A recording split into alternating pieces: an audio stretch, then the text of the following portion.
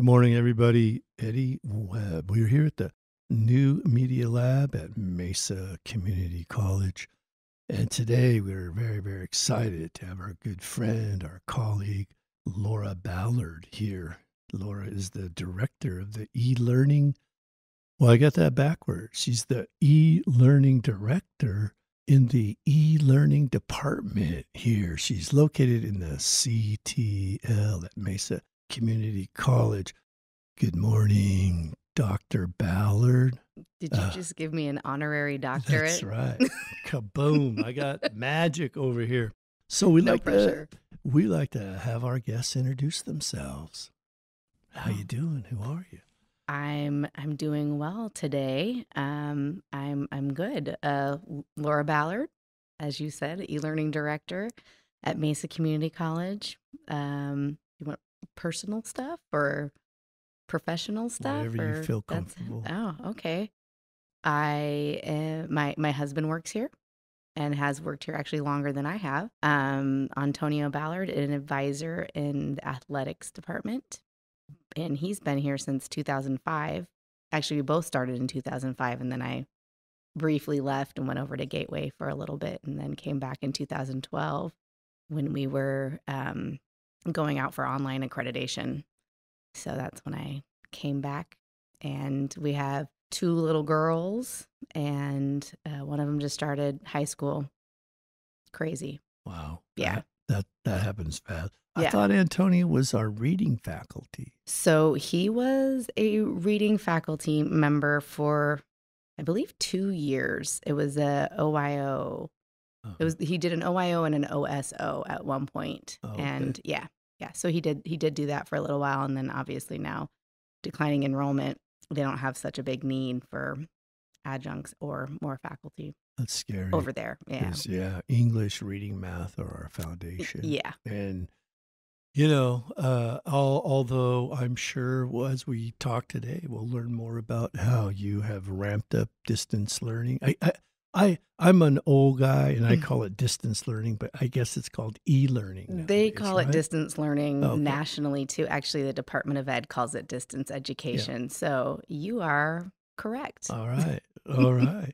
So, people come to the college for all kinds of different reasons, like becoming a teacher and wanting to serve the country, or just having a mad passion about learning. And whatever that is, we thank all the teachers across the country and firemen and police officers, what makes the people go into profession where they know their compensation is not, great, but the love of learning and teaching is really the reward.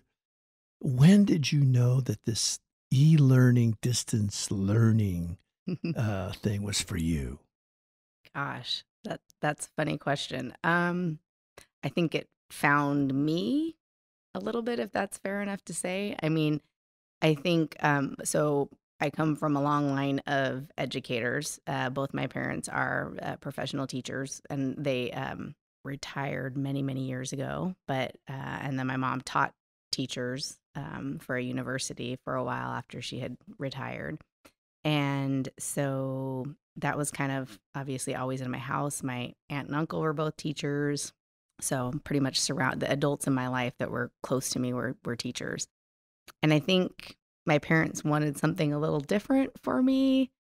That was financial. I mean, you brought that up just a second ago. So it was kind of like, oh, don't go into teaching. Do something that's going to make you more money. But then, and I think, like I said, college kind of determined that my interests were kind of peaked to be a teacher when I was at my undergrad. But as far as distance learning, e-learning, online, that didn't happen until a little bit further down the line when I was going to get my master's degree. In the state of Washington, where I'm from, you are required to, I was a classroom teacher at the time, high school English teacher. You're required to go back and get your master's within 3 years of or not your master's, you're required to get, more credits beyond your bachelor's degree.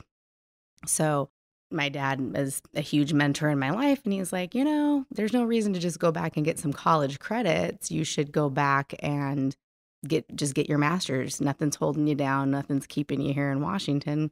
Just, go go to a school that you want to go to and get your master's degree. I was like, okay. So at that time, when I was a classroom teacher, I was, just pretty much fresh out of college, and was using all the technology. So all the veteran teachers were like, oh, she's so good at technology, right? I don't know that I was or wasn't, but that was definitely what my dad kind of latched onto. Yeah, everybody thinks you're so good at technology. You should look at a program that integrates that. And that's where the future is, Laura. That's what you should do. You'll never have a hard time finding a job, because he's in the profession. He knows it's like science teachers and technology teachers, that's what we need. Okay. So yeah, I got a D- in my first biology class in college. So it was not going to be science teaching. So at that time, then I applied for grad school at U of A, ASU, and UCLA. Wanted to get the heck out of the rain. And the program that I was most interested in was called Educational Media and Computers, and it was at ASU. It had since changed once I was enrolled. It changed to learning and instructional technology. And then when I graduated, it changed again to educational technology. But I kept the learning and instructional technology title for that because it talked about learning theory and how it applies to, or how technology applies to learning theory. So that was kind of where it started, was, going through that program. And you may not know this, but Dr. Harper Marinick was one of my first professors in that program at ASU. So there was the Maricopa connection. She, helped me understand the community colleges, and I did my first internship in the CTL over here in 2000 before I graduated, and that kind of set me up to then apply for a job at the district office in 2002 when I had graduated. So it kind of evolved and found me. I was really interested in being an instructional designer. But at the time, instructional designing and technology were kind of a similar thing, connected with online learning. And so the need was really about being an LMS administrator, right? Learning management system administrator. And at that time, it was Blackboard in the district. And so there was a lot of need there for support and help with, developing classes and supporting faculty. So it kind of just evolved into that. That's a great journey. Great story. I think we had Patricia in here the other day, right? What a great human being and asset to our college. She's incredible. She's from Levine too. Yeah. I'm from, or not from. Yeah. I live in Levine. Stephanie lives in Levine. Oh, really? Patricia lives in Levine. Yeah. I can't wait to work with her. Yeah. Yeah, she's great. She's got excellent skills. Mm-hmm. Yeah. That's just a wonderful story of destiny, Mm-hmm. And I think so many educators have that same thing. And I agree. Like when I came back to school, I wanted to go to law school. So when I went back to the community college, I got a criminal justice degree. Mm-hmm. And then I went for my bachelor's, I got a paralegal certificate. And then I had written a story, and then they asked me to share, and I taught this seminar, and it got in my blood, and the ego kicked in, like, ooh, I'm center of attention. I kind of might like this, and then 25 years go by, and you look up and go, oh, I should have been a lawyer. I stayed. But yeah, well, I'm just really glad to hear the listeners to hear your story, and you've really brought along the program since I've been here. I guess we started around, I think I've been here 21 or 22 years. And I've watched you grow into this. And I know that we have had great debates. Yes. Over pedagogy and learning systems. And I think everybody gives a little and everybody takes a little. That's that's the part too about being an educator that I like. I like being around super smart people who are doing great things and the ability to come together and to really have passionate argument and disagreement and then find, you know, Yes. the best, like that's how the best stuff rises to the top. It's true. And you can be around people like that, to me.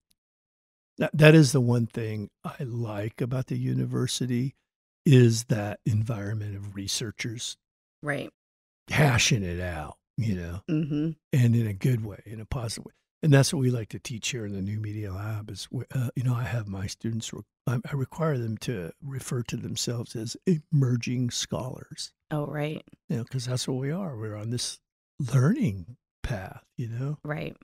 And to watch you take an online, and I'm looking at the Laura's online website here at Mesa Community College, and that's the name of it, MCC Online. Yes. Earn a quality education online. And you have live online, and hybrid, which are 3 modalities that there is absolutely nothing good about COVID, people. Not one good thing about COVID.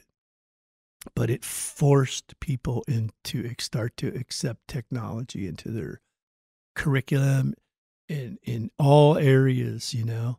You all have done an amazing job here with showing people these different platforms. And we early on we were helping a lot of people. Yeah. Because, you know, we had faculty, you know, who Yes. just didn't know their way around a computer, right? But have all this beautiful experience and knowledge. And we have to find that balance between, you know, the knowledge, the teacher, and the technology, because the technology is just a tool. Right. It's the content that's delivered by that tool. That's what we have to That's where it's at. Yeah, that's what we have to make Don't sure. don't lose that. You don't lose that, you know. But one thing you mentioned was Blackboard, and this is why I brought up Patricia, because Mm-hmm. when I was at NAU, we used Blackboard, Mm-hmm. and it just my brain I could not see Blackboard. Were you as a student or as a faculty member? Okay. Student. Yeah. I just couldn't see it. Yeah. And as a video editor, when I went to film school, there's a program called Avid that is what I mean, would you say that's one of the more standard, Keegan? Yeah, it's very common in LA. So like the big studios use Avid, right? Right. So our film schools teach Avid editing, right? And this is right before Adobe Premiere came online. So I'd look at Blackboard and just give me a headache, you know, and I would open up Avid, and then I felt like somebody scrambled my brains. And then one day, someone over there at film school opened up Adobe Premiere, the editing software. And it's like my brain just started firing up, man. Figured it out. I just looked at it. I didn't know, you know, but it made perfect sense to me. So when you guys fired up Canvas, when I opened up Canvas, I was like, oh, wow, I know how this works. Right. Although I wasn't certainly didn't know how your training worked so much as Canvas itself worked. I love Canvas. Tell us about Canvas. Oh my goodness. So it's funny that you went back to Blackboard giving you a headache, because Blackboard gave me a lot of headaches as well. So we were really excited in 2011 when we did the district RFP to get a new learning management system. You know, we just didn't even know if there was anything out there. But when we all had these binders from all the different companies that submitted, you know, their products. And so when I looked at that Canvas binder, I thought, oh, this is promising. This tool sounds really promising. It solved a few problems that we had with Blackboard. The versioning, first of all, the fact that Canvas was in the cloud. I mean, this is taking us so far back, not so far back, but in technology years so far back, so that we didn't have to worry about updating to different versions, because every time we updated to a version, it was retraining faculty, where Canvas just automatically adds, you know, kind of like Google, where it just adds the new features, kind of introduces it to you, and then allows you to, you know, eventually accept it. And then at some point, you know, you have to switch your grade book to the new feature or whatever it is. So that was one of the biggest exciting points about it, was that it just kind of would add the updates, you know, rather intuitively. So, and not creating such a training issue and not having to sit there and live with all the bugs and issues that Blackboard made us, you know, sit and live with. Like, oh, sorry, you can't do that in discussion boards, or oh, sorry, you can't do that in gradebook, you know, because that piece is broken. So that's been the good thing about Canvas. And it's also just, it was built by students. You know, really? yeah. Tell us more about that. So I don't know the specific story, but I believe they were grad students in one of the Utah universities, and it was one of their projects, which is interesting because so is Cranium Cafe. That was also built by a grad student as a grad school project. So I do feel like those projects, sometimes I see your eyebrows raising. You're thinking, my new media lab students building something amazing. They did build this. See? Yeah, I can show you the video. There you go. Right? I mean, there's something about that, right? It's the people experiencing it that want to create the experience for the next group. So I think that's kind of what we got with Canvas was, you know, and obviously now they're a major corporation that's bought up many corporations, and but I think it's still an environment that delivers learning probably at the best level out there, you know. So well, yeah, I mean, for me it was really not even getting into the structure, but looking at the interface of it. As soon as I looked at it, I'm like, oh, this is great. This makes sense. Yeah, I feel real comfortable and at ease. Yeah. It took me a while because of the way I teach, the way I had learned to teach with a heavy hand, red pen, right, type thing, to where I moved into rubric grading. Yes. And then I moved into community sort of accountability. And I went through these different phases of how to evaluate somebody's work. Because I always thought, you know, really, who am I to kind of do that? Like, you know, like, because I started off teaching in creative writing too. It's like, wow, who am I to say it's a good story or bad? Right. You know? But so I started learning how to do that, and that was a hard thing in a software package. Right. You know, because in grade book, you have a grade book and an eraser. You know, I'm old enough to used to write down everything in a grade book. You know, and the student wants to know where they're at. You show it to them, and you can talk. And, you know, I'm all for it. If a student can make an argument to persuade me to change their grade, that's the lesson I'm trying to teach them. Rhetoric, right? Absolutely. Fine by me. Did you make a good argument? Yeah. A+ then. Yeah, exactly. So it took me a while to learn the pathways between the modules, the assignment, the grade book, you know, how all of those link up, and then how to score them. And your staff helped me with that. We made some mistakes. Yeah. But, you know, obviously, you know, that's another part of my new grading thing is I tell the students, hey man, you know, you don't need to go on social media and rake teachers over the coals. We make mistakes too, you know. I mean, we're humans, you're not gonna robots. Make a mistake, I'm gonna make a mistake, you know. Right. So, but on the online thing, I had to learn how those pathways work. Yes. And you know what? Canvas learned too. Yes. Because you could see how that was one of the issues. I wasn't the only one having that. And they corrected that inside of their software.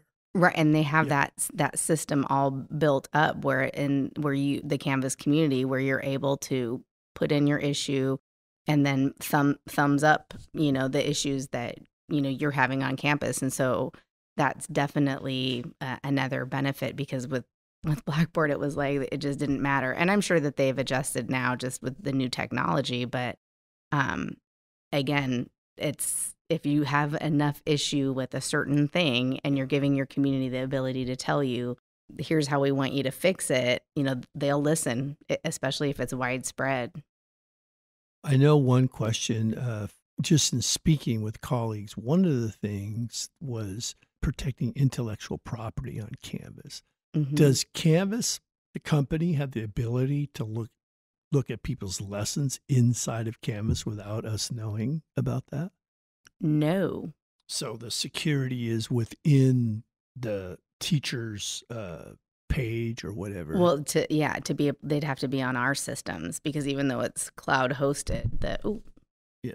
the all the password protections and all of that, they'd have to have administrative rights within our own system to do that. That's a really interesting question. Well, Is this a fear for people? Yeah, well, the reason is inside of Spark Adobe, we have to turn off buttons. Otherwise, they can look at everything that we publish and do. Interesting. And so we have LMS administrators that have access to everything. I mean, we have an IT department that has access to everything you do on your computer. This is interesting. I just didn't know that there were concerns about that. I don't think they're overly, but just, like when you put your work that has intellectual property out in the cloud, how do you have control over that? Right.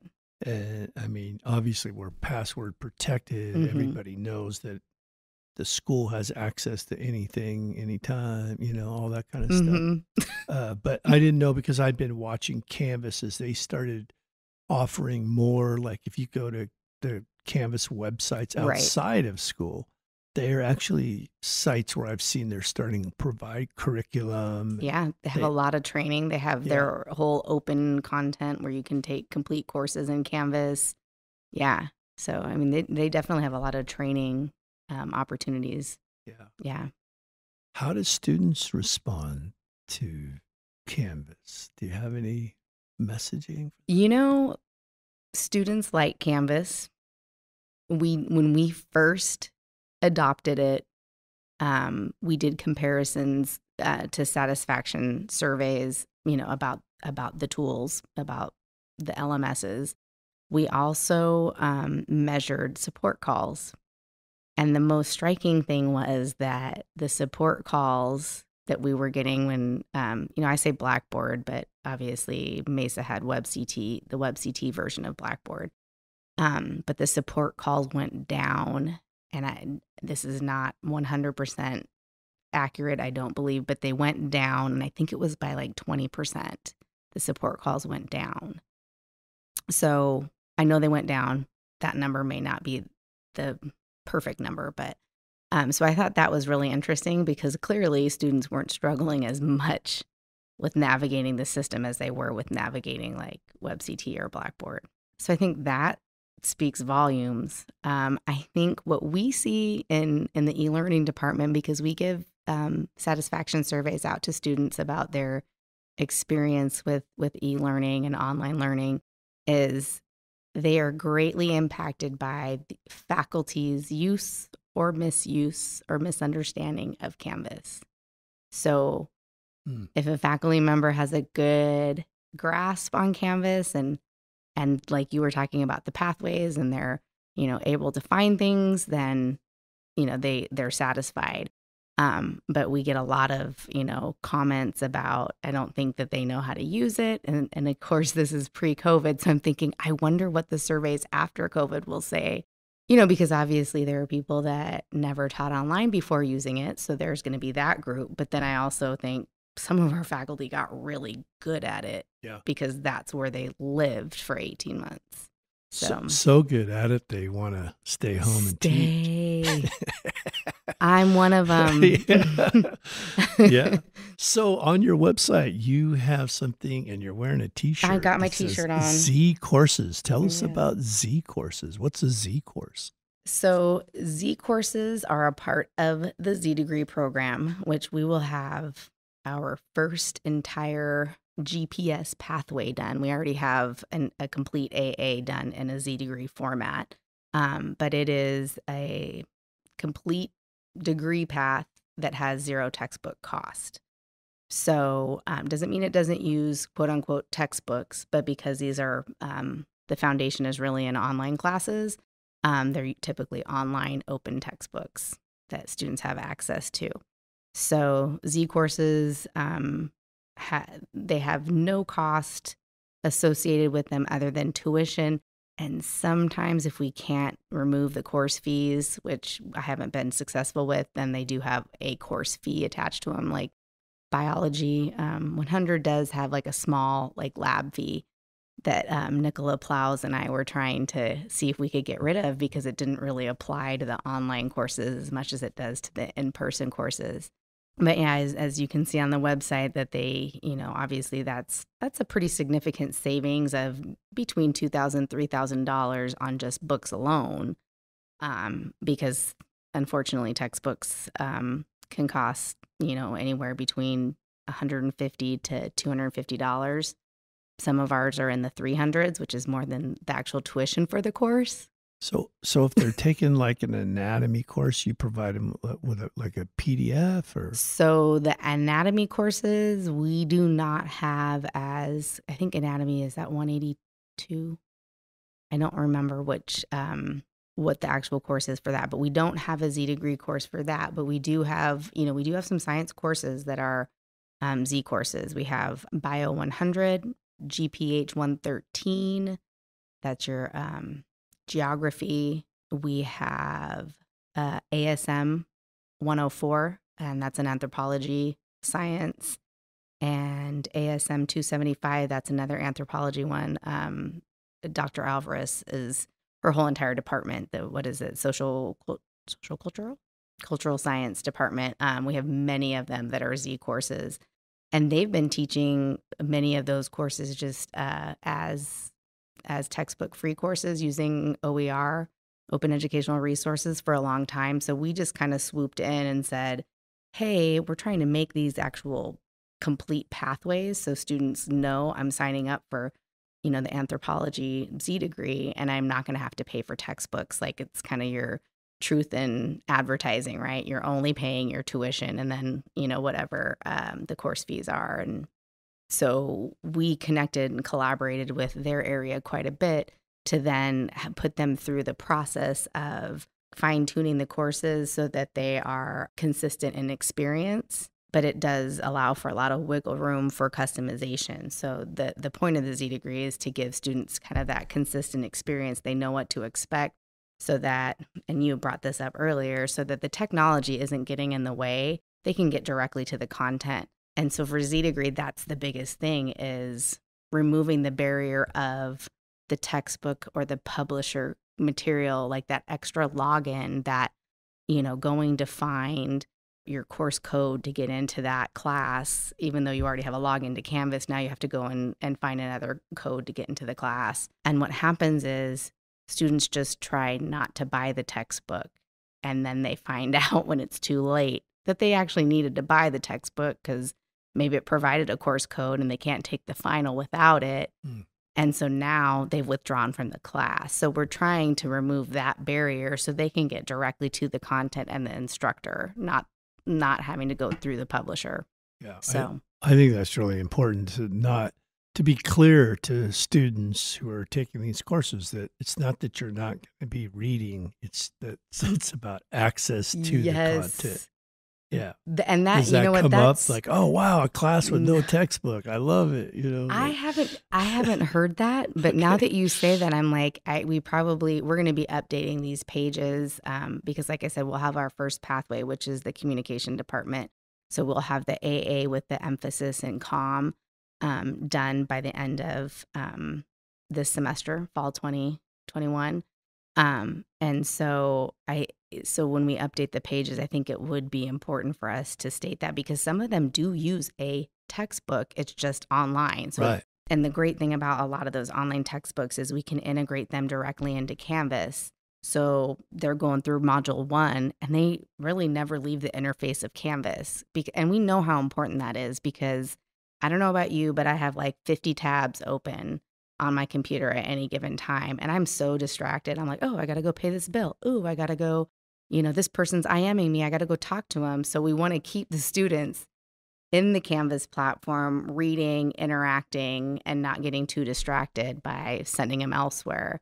And that, again, is another success piece that's kind of a hallmark for Z degree is just trying to integrate everything. But I love this I got to remember, take a little mental note to let students know there is reading, there is media that you're going to have to go through and all of that good stuff. It's just you don't have to pay extra for it. Right. Yeah. I mean, that's, yeah. So then the next part that you've really developed are the online degrees and certificates. And so for our listeners, these are the debates I've had with Laura over the years out of my own sort of ignorance and, insecurities, I guess. It's like, in our system, we have Rio that is pretty much 100% online, no students. And we're a face-to-face college where we get people. And the more we start offering our degrees all online, what does that mean for the college in terms of students coming here, to study? How is it going to change the culture? I mean, at some point, there's got to be a tipping point between these two delivery systems. Mm-hmm. And the idea is, is there enough for everybody to go around? Because I think all universities and all colleges need distance learning because there's so many scenarios. In the past, it was more around a rural situation. Right. Right. Like people Distance learning. That's the word. Right. Now it's more about access and time management and all of these sorts of things. So I was just asking you, the more we offer online, does that mean the less students are going to come here? Well, how does that change our entire college? I mean, right. I look at the list and the page is getting real long on online courses. So, and because there's a pathway, because we're a pathway college, right? So that means that every phase of a 2-year degree, every one of those classes need to be online. Right. So how has it changed Mesa Community College? Are there with enrollment down and going down and going down and going down? I'm assuming online is going up. It is. Right. How has that changed the dynamics of the college? That is a great question. And I swear every time you bring this up, and I can tell like you've been doing your research too. So, because you come from a place of just really, what does this mean? Not like, oh, Laura, this is stupid, right? No. So it kind of makes my stomach hurt because then I'm like, I don't know what it means. It's kind of scary. So we will always have in-person students. In fact, our in-person students are often our online students. They're the same. They're the same students. So when I ask Dennis to run the report, I'm not asking Dennis. It was Dennis a long time ago. I'm asking Trisha, or I'm asking, who else do they have?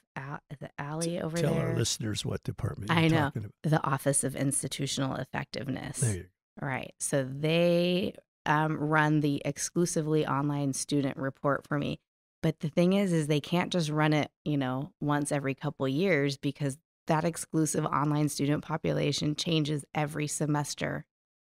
And so, and I remember we had a dean in this area a while ago, Roger Yohe, and I used to just wonder, I'm like, why does that list change every semester? Like, I don't understand. It's because students might just take 1 or 2 classes, right? They might be a part-time student, and that semester they just happen to be all online classes. So we don't really have a population that gets exclusively online degrees. We do have some, and usually they're out of state.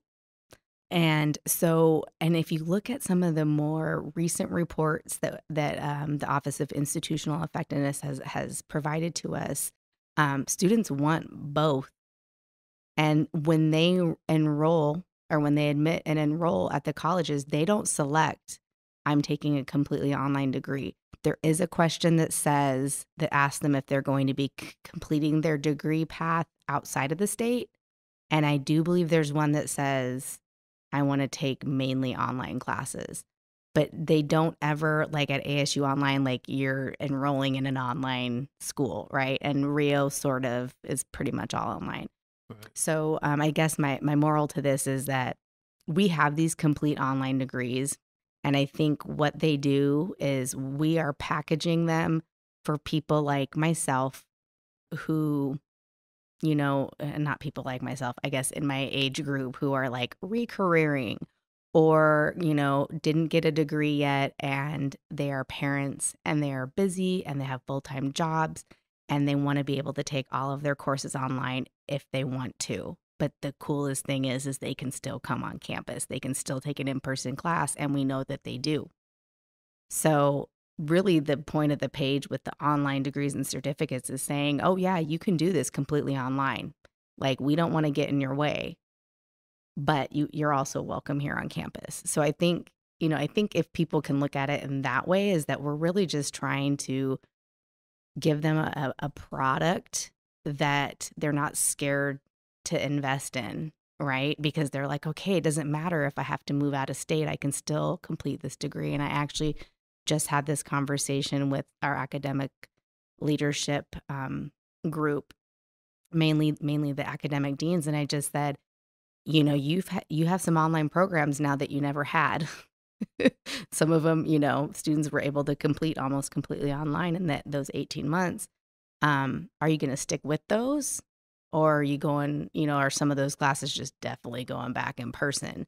And so it's a conversation that I want to strategically have with them because, again, to me, it's about the fact that our students do move to and from not only Mesa, but Arizona. Some of them are moving out of state, military, whatever it is, COVID related. They've moved and they want to finish their degree. And it's not enough to say, oh, just go register at your local community college that you just moved to, because the thing is we know it's not that easy because you have to make sure all of your courses articulate.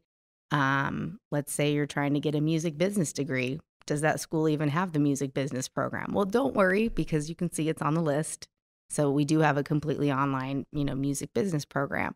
So I think it's really to acknowledge that people have crazy lives. And like you said, it's the access.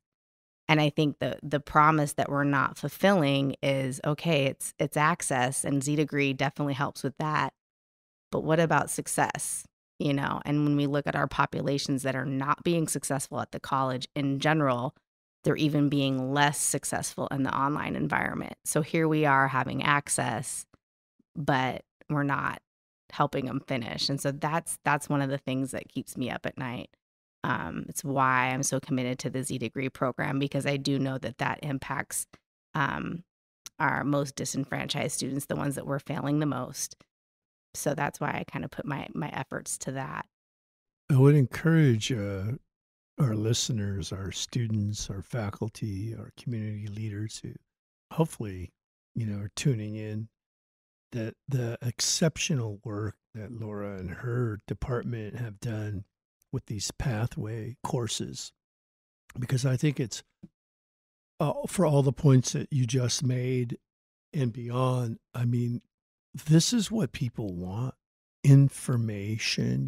Like when I started, I remember one of the very first lessons I learned in a bachelor's degree, because we had an American Indian Center at Cal State Chico, and all of the staff that helped us back then, you would literally get a piece of paper with your courses written down, and then you would go and have an advisor or a faculty member sign that. What was that called? What we used to call it? I mean, we still have them, I think, but they're electronic now. But they're your pathway, really, right? But they're like, okay, this is our contract now. Right. Because what would happen is then when you get into graduate school, if you're there for a number of years, things change. And people say, oh, no, you have to take this class now. And like, no. I have an agreement here, right? And I think that is so critical for students to know exactly, okay, this is where I start and this is where I finish. Not just sort of showing up and start down a path. I think it's an articulation, I guess, agreement. Right. Program of study. That's what it is. Right. Okay. Yes. A program. I was going to say check sheet, but I'm like, no, check program. sheet. It was a check sheet, program of study. But it used to be that's what it was. You meet with an advisor who may or may not align up with the disciplines. Right. And so the fact that you have taken the time to be very thorough with these degrees. Like, here's where you start, here's where you finish. And we're telling you, if you do this, we can get it done in 18 months. That is very, very appealing, Right. to anybody. But I do have, when I was doing the doctorate work up there, we had a lot of administrators around, and, they were like, look, if you have a master's degree or a particular degree in like 6 months, do you? I mean, do you? Or like, how, culturally speaking, that kind of rapid fire learning, like, how much do you really learn? I think those things are on the table now, Mm-hmm. like, how much depth do you really need in literature? Right. Like if you have these cultural studies requirement or something, like, how deep into those disciplines do you need to be if you want to be a welder or a project manager, right? Right. Like, where is the concentration? Right. And I think that's what online does. I think it forces us to really rank where the real concentration should be. Mm-hmm. We want well-rounded students always. That's what business leaders tell me they want. Yeah. Critical thinkers, people who are sensitive to culture and diversity. That's what our postmodern Right. business leaders want. That's what they want. Yeah. But how much time do you have to spend, in those areas when you're really wanting to just do this part? Right. And I think for our listeners, if you go on to the online degree and certificates webpage on MCC Online, you'll see the work that Laura and her staff have done. And I have to say, I don't know if we're still giving people awards instead of raises, but you need both. You need an award and a raise. This is an exceptional work that you're doing here. And you're doing it for, the students. And Absolutely. I think And my that's team. amazing. It's my team, right? Not just me. So there's 3 of us that definitely put our heart and soul in it. And again, it's for us, it's for the students. It's for equity. It's trying to flip education on its head.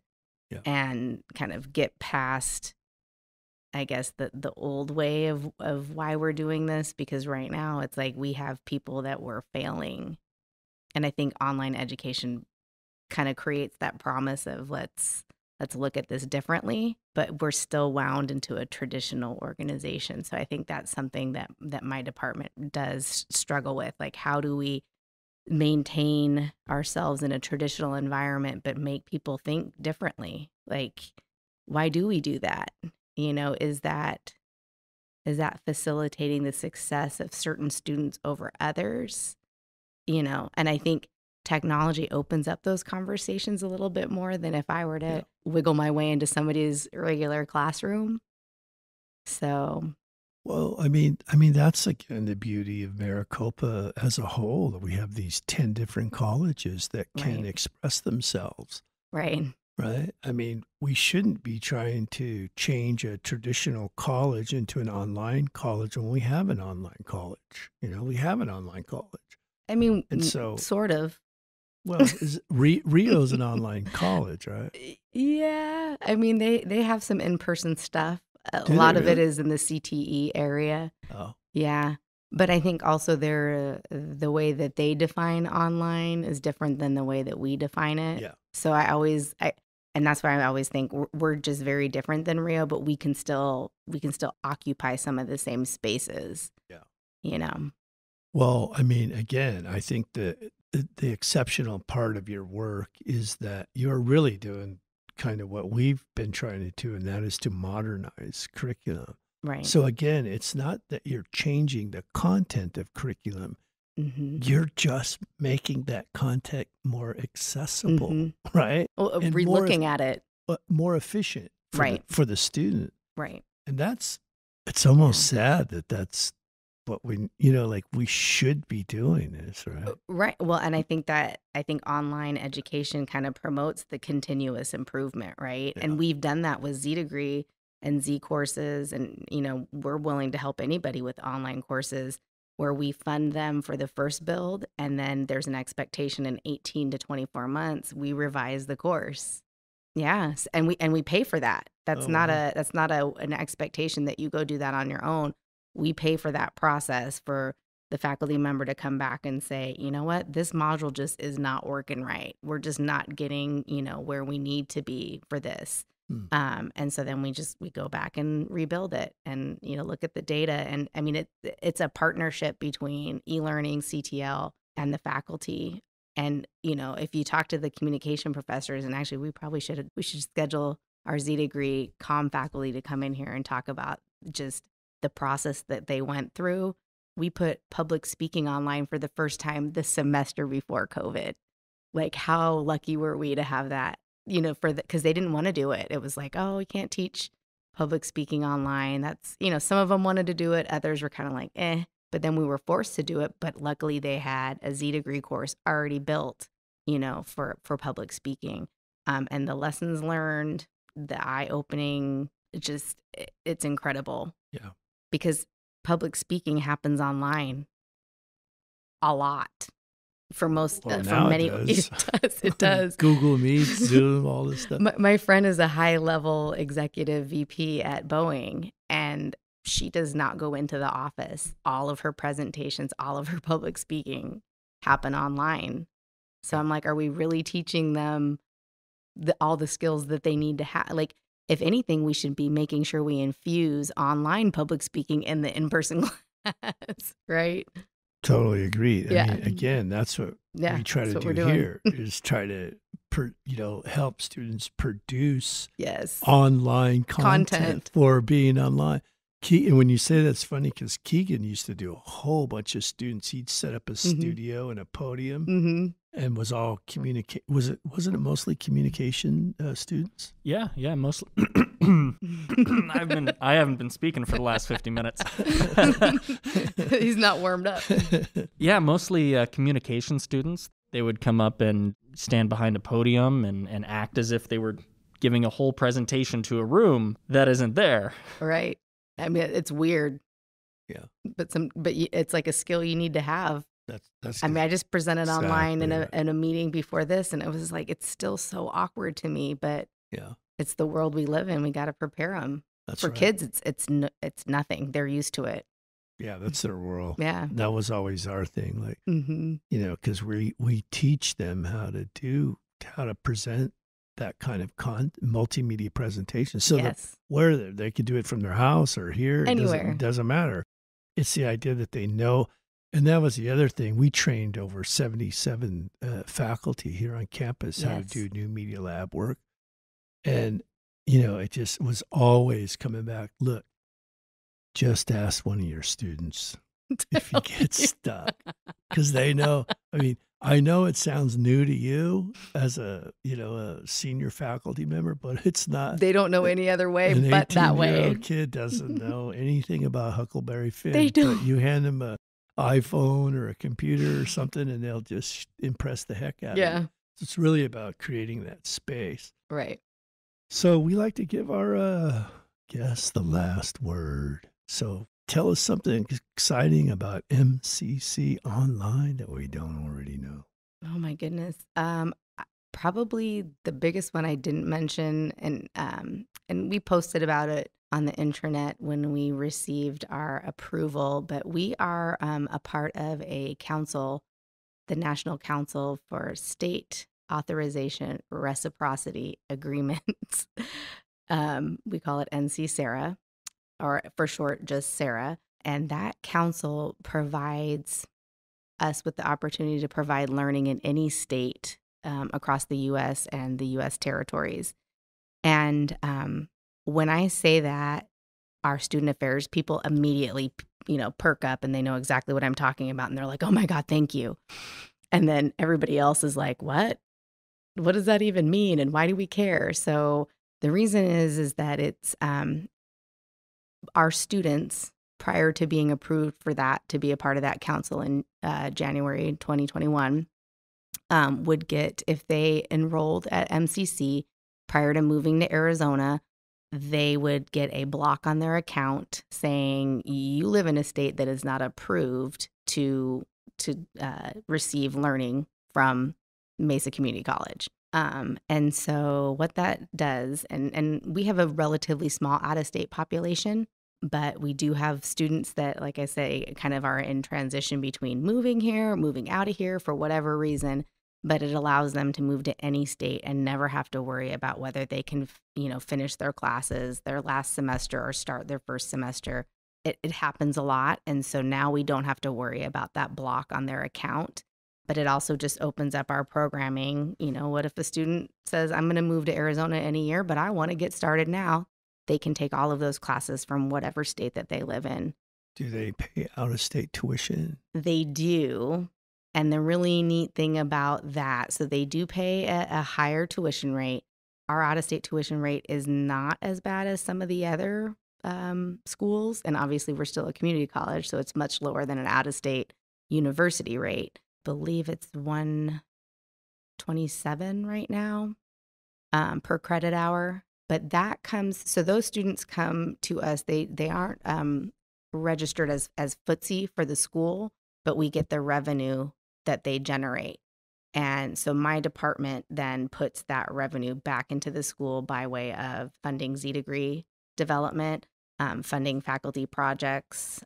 We support the CTL in a lot of their professional development and paying faculty. We purchase instructional technologies like Cranium Cafe, Soft Chalk, Dropout Detective. What else do we have? Pressbooks, which is our online open textbook format.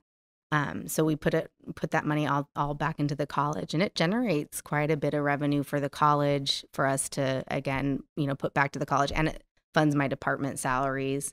We're all specially funded. Could be, fired at any time. That's always fun. But I've been here for 8 years. Right. So I feel like I'm doing an okay job, and maybe they'll keep me.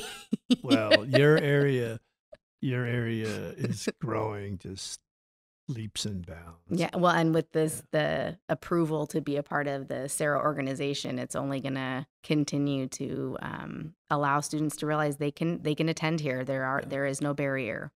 So hopefully just get the success rates up.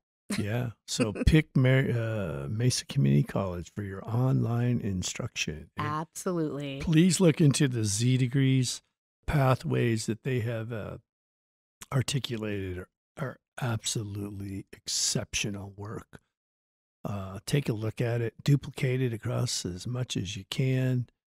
I really see, as we sit and visit, I've never liked this silo stuff, I think, again, I think we've knocked down a lot of those, but I see a lot of partnership with Z Degree for us to actually teach students how to do media presentations. That should actually, maybe we should think about a class linked in there, like if you need help. Like Keegan, what kind of hot new presentation software is out there? Like Keegan does a lot of animation, a lot of Blender, cool. a lot of After Effects. I mean, the traditional stuff is sort of Keynote, PowerPoint, Spark. What is there anything new happening on that front? What was the one you mentioned? Riverfront? Oh, Riverside? yeah. What was that? Yeah, Riverview. I think it's Riverview. Yeah. It's animation. No, that's for a professional podcast recording and editing, and it's free, I think. Yeah, it's definitely built for remote podcasting. Right. Oh, where you're not all in the same. Mm-hmm. Well, because what you do when you do the podcast, whether it's Skype or a Google Meet or Zoom, Right. whatever, you record it. Some of those features have a record button inside the software, and this one is specifically to produce MP4s and stuff so that you can export them in a format that you can then put inside a editing software and cool. use color correction and all the cool stuff to really make it look good. Yeah, look good. Make us all look like supermodels. Yeah, so it's Can not you put that on this one? all grainy on your voice. We got to look. Who do you want to sound like? Oh my gosh, I don't even know. Not like myself, right? Because that's like, do I sound like that? Well, Yeah, I know. That took me a long time to See, I love your voice. get used It's to. so Like, cool. I sound like my grandpa. So we want to really thank you. I know I offered up a couple of questions that people had on their minds. I think you did an an exceptional job. I look forward to your success and collaboration. I think what you're doing is amazing. We like to say here, want to tell everybody in my dad's language, they say, and we'll see you all again. And remember, take care of each other out there. We are all we have.